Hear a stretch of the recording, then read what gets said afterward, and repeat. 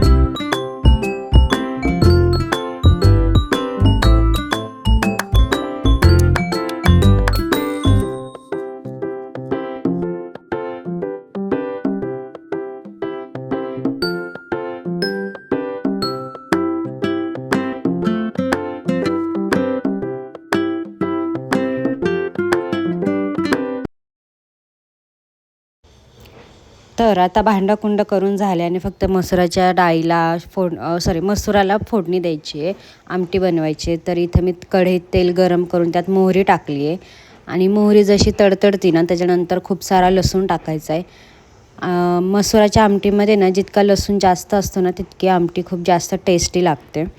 आणि लसूण थोडासा ब्राउनिश होऊन द्यायचा, थोडासाच कलर चेंज झाला की याच्यामध्ये बारीक चिरलेला कांदा टाकायचा आहे। काही लोक आहे ना हे वाटण घालून पण करतात, पण मी सहसा हे असंच करते, वाटण घालून पण करते, पण हे जास्त मला चांगलं वाटतं पण टेस्टला, आणि पटकन होती पण। सो त्याच्यामुळे मी इथं तेच करते। तर आपला कांदा परतून घ्यायचा आहे चांगला, आणि कांदा व्यवस्थित परतून थोडा थोडा घ्यायचा आहे। तर इथं कांदा गोल्डन झाला आहे, आणि याच्यामध्ये मी टाकलं आहे टोमॅटो 1 चिरून, आणि टोमॅटो पण ना चांगला परतून घ्यायचा आहे। आणि जोपर्यंत टोमॅटो शिजत नाही तोपर्यंत आपण त्याला परततच ठेवायचं आहे, कारण आपण थोडासा कच्चा असेल आणि त्याच्यातच जर आपण ते आमटीचं ते टाकलं ना मसुरा, की मग ते सगळं टोमॅटोवरती तरंगत राहतं। सो ते चांगलं नाही लागत। आणि इथं टोमॅटो टाकल्या पहिलं मीठ आणि मसाले मी टाकून घेते, कारण मीठ टाकलं ना की पटकन टोमॅटो गळून जातो। सो त्याच्यासाठी मी मसाले टाकलेत की पहिला टाकला मी गोडा मसाला, त्याच्यानंतर कांदा लसूण मसाला, आणि त्याच्यानंतर टाकले लाल तिखट। ओके, सो तुम्ही तुमच्या आवडीनुसार मसाले टाकू शकता। सो हे मसाले टाकून पण व्यवस्थित चांगलं परतून घ्यायचं आहे। आणि तुम्हाला जर असं वाटत असेल की तुमचा मसाला जळतो, सो त्याच्यामध्ये ना थोडंसं थेंबभर पाणी ओतायचं आहे। सो जेणेकरून मसाला जळत नाही आणि पटकन टोमॅटो पण शिजून घेतो. सो इथं मी तेच केलं आहे आणि परतून घेते आहे चांगलं. त्याच्यानंतर झाकण टाकून पण हे 2-3 मिनटं परतून घ्यायचे. सो टोमॅटो व्यवस्थित गळून जातो. Okay, as you can see tomato शिजल्याने पूर्ण त्याचा गाळ पण झाला आहे. आणि याच्यामध्ये आपण आता टाकणार आहोत जे मसुरा शिजवून घेतल्या होत्या त्या.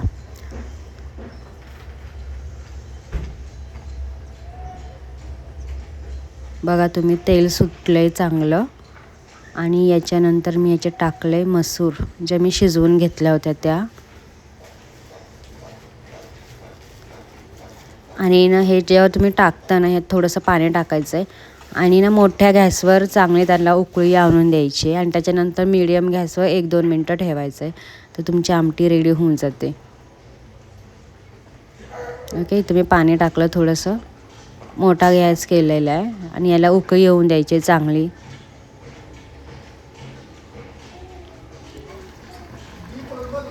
तर तुम्ही इथं बघाल तर चांगली उकळी आली आहे. तर याच्यानंतर मी मीडियम गॅसवर पण थोडा वेळ ठेवलं होतं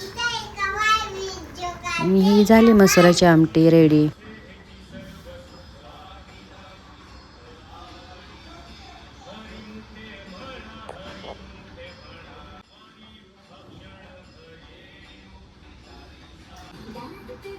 तर आता आमचं सायशाने केला हिंदीचा अभ्यास. हे त्याच्या बाबाने लिहून दिलेलं आहे आणि हे तिनं लिहिलं आहे, ह्या साईडचं तिनं लिहिलेलं आहे.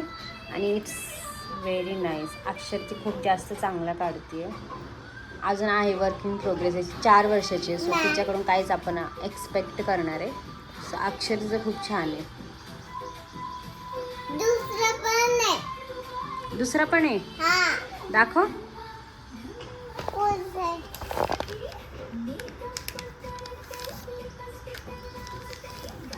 उलटा कसं काय पकडलेस तू? असं आहे ना.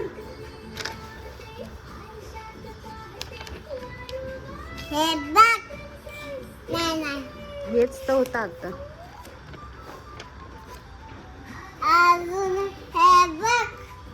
बघू दे.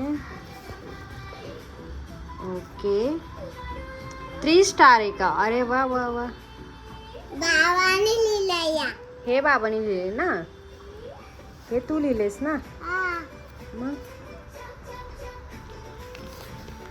Very nice, very nice. हे पण ABCD दाखवना. हा दाखवते. But you write it very ugly. हे खूप घाणेरडे मेस आहे. चांगलं अक्षर काढ मग दाखव.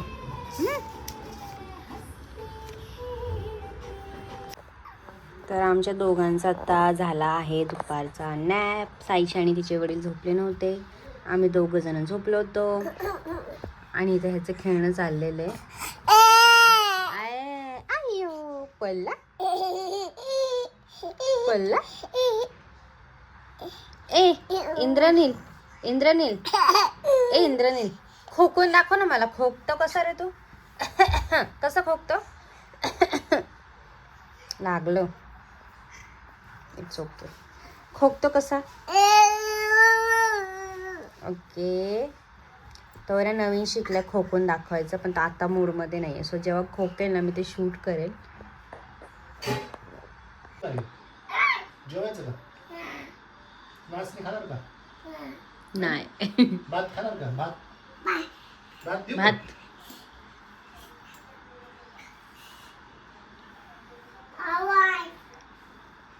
इंद्रनील, ते भर बाळा सगळं त्या बास्केटमध्ये. त्याच्यात भर सगळं.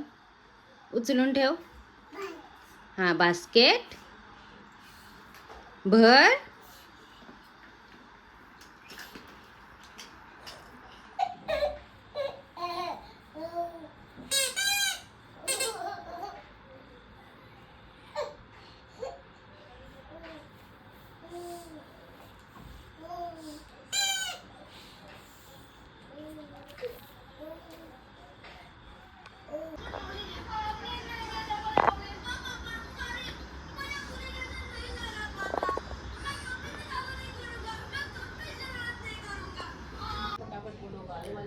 हॅलो. तर आत्ता वाजले आहे संध्याकाळचे 6 आणि घरामध्ये इतका पसारा पडला पावसामुळे चिकचिक झाली आहे. हे बघा, अजून कपडे घरातच वाळतात ते.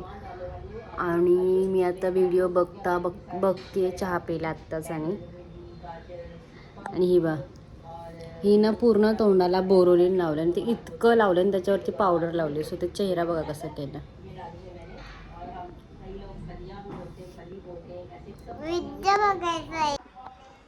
तर आता सगळं घर साफसफाई झालं आहे माझं. ओके, सो गरम पाण्याने मी 2दा गिझरच्या पाण्याने पुसून काढलं आहे व्यवस्थित. आणि आता जरा चिकचिक कमी वाटते आहे. तर कपडे पण आता थोडेसे वाळले. सो आज मी काय कपडे धुतले नव्हते, काल परवाचेच वाळले नव्हते. आणि आता मी जरा ब्रेक घेतला कारण स्वयंपाक आज इतका काय करायचं नाही, फक्त भाजी आणि एक भाकर करायची, दॅट्स इट. आणि आता माझं चाललं आहे काम चिवडा खायचं. ओके, सो माझ्या बहिणीच्या साखरपुड्याच्या ह्याच्यामध्ये एक जोवार चिवडा म्हणजे ज्वारीचा चिवडा म्हणून होता. सो मला खूप वेगळं वाटलं, सो मी तो आणला आहे तिच्याच ह्याच्यामधून. But I don't think so हे ज्वारीचं आहे, मला मक्याचा चिवडा वाटतो आहे.